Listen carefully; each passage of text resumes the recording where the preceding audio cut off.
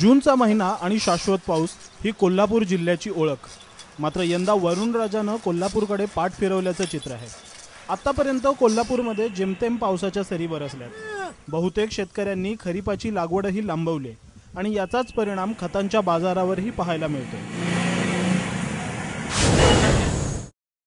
पावसाचं प्रमाण कमी असल्यामुळे शेतकऱ्यांकडून येणारी मागणी अत्यंत कमी आहे। एक दोन दिवसात जर पाऊस मोठ्या प्रमाणात झाला तर खताला त्याचा डिमांड येईल आणि शेतकऱ्यांची मागणी वाढेल आणि शेतकऱ्यांच्या गरजेनुसार आम्ही त्यांचा पुरवठा करू शकतो।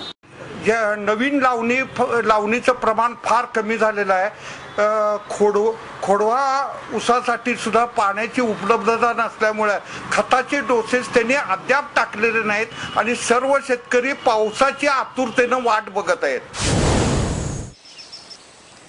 हवामान विभागाच्या अंदाजावर काही शेतकऱ्यांनी पेरणी केली, मात्र सध्या पाऊसच नसल्यानं शेतकऱ्यांनी पिकाला रासायनिक खतांचा हप्ताच दिलेला नाहीये। मी 1 एकर क्षेत्रामध्ये सोयाबीन केलेलं आहे, तर 1.5 एकरमध्ये शेंगदाण्याचं लागण केलेलं आहे। गेल्या आठवड्यात केल्यामुळं कमी पावसानं थोडासा ओलावा लागल्यामुळे शेंगदाणे खराब व्हायला लागलेले आहेत। सध्या सोयाबीन हे एक 10-15-20% उगवून झालेलं आहे, काही आहे तशीच खराब झालेलं आहे। त्यामुळं जर का या आठवड्यात जर नाही पाऊस लागला बऱ्यापैकी तर उगवण होण्याची शक्यता कमी आहे आणि दुबारा पेरण्याचे मोठं संकट येणार आहे आणि बियाणाचं पण दुबारा मिळते का नाही ही शक्यता कमी दिसते।